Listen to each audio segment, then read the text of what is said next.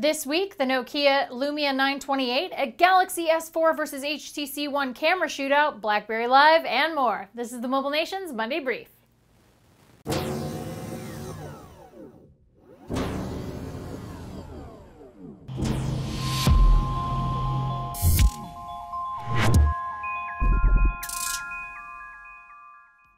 Greetings, mobile delegates. I'm Ashley Esqueda, and you're tuned in to the Mobile Nation's Monday Brief. Windows Phone Central leads the charge this week as the Nokia Lumia 928 finally got its reveal last week. For those of you waiting for a flagship WinPhone 8 Lumia for Verizon, it's got slightly bumped specs and a slightly different design language than the Lumia 920. Check it out.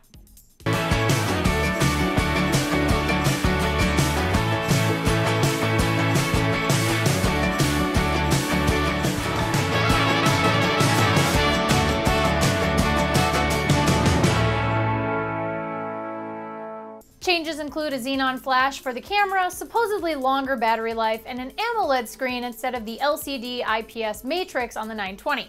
Now, the one change Windows Phone fans might not be thrilled about is the decision to only offer the Lumia 928 in black or white. No red, yellow, or blue to be found. It's still a fantastic flagship for Verizon's Windows Phone lineup though, which has been kind of lacking up to this point, and you'll be able to pick one up for $99 on contract on May 16th. There's been a big debate happening over at Android Central as of late. Two titans battling for smartphone camera supremacy. Everyone wants to know which camera is best, the HTC One or the Samsung Galaxy S4. So Alex Dobie put both phones to the test. The result is over 30 head-to-head matchups in various kinds of lighting using the same settings on each device. So who is the clear winner? Well, as always, it depends on the subject, the lighting, and your location. So if you're more of an indoor low-light shooter, then the HTC One might be the phone for you, as it's heavily weighted towards those light and location situations. But if you tend to take your pictures outdoors more, the Galaxy S4 appears to be the clear winner. Alex put a lot of time and energy into making this shootout as fair and equal as possible. Not to mention, the sheer number of photos taken alone for this particular versus is pretty impressive. At the end of the day, I can't make the decision for you, so I highly suggest you head over to AndroidCentral.com and check out all the work Alex put into the showdown. As if the CrackBerry team hadn't already been working like crazy to cover things like CES, the BB10 event, the Z10 launch, and now the Q10's arrival, it's time for BlackBerry Live in Orlando, Florida. And they've flown the whole team down there for full event coverage. Now, this is the first major show since BB10 was unveiled in February from BlackBerry, and there's still a lot of excitement about the initial launches carrying into the show, so it should be an exciting and fun time for the crew.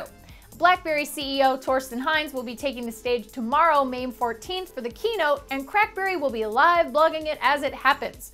They've also got a prime choice spot on the BlackBerry Live show floor, and they'll be broadcasting CrackBerry Live daily to cover all the happenings at the conference. We've got a full show schedule online so you can keep tabs on what's happening even if you're thousands of miles away. Just head over to crackberry.com and check out the itinerary for each day's coverage. WebOSNation reported on the return of Jon Rubenstein to the world of technology last week. If you don't know who Ruby is, he's the former CEO of Palm who was instrumental in developing webOS and the original Palm Pre, so he's kind of important to WebOSNation fans. He took a break from tech after his 24-month contract was up at Hewlett-Packard, and really, who could blame him after that debacle? I would need a drink for sure. He's back in the news now after being named to the board of directors at mobile chipmaker Qualcomm. So with his wide list of industry contacts, expertise with device development, and a keen eye towards the future and trending of technology, we're hoping he's a really good fit at Qualcomm, even though he won't be involved in the day-to-day development stuff.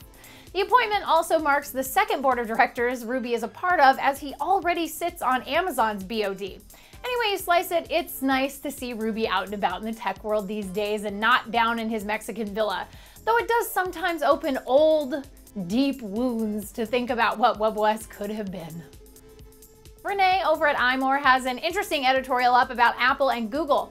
It's no secret that Google's been creating some powerful apps for the iOS ecosystem recently. After all, we remember the Apple Maps fiasco and Google's subsequent release of Google Maps for iOS, replacing Apple's botched launch on many users' iPhones.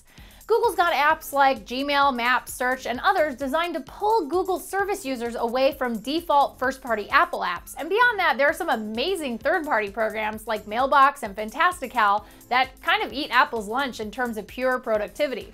So Renee's editorial talks a lot about how Apple can stop Google from taking over the iPhone. And it basically boils down to Johnny Ive keeping pace with third-party app developers and taking all of Apple's native applications above and beyond third-party options, or at least bringing them even with those other apps. iMore will be covering WWDC next month, where we'll certainly get at least a couple glimpses of the future of iOS, so keep tabs at imore.com for any developments.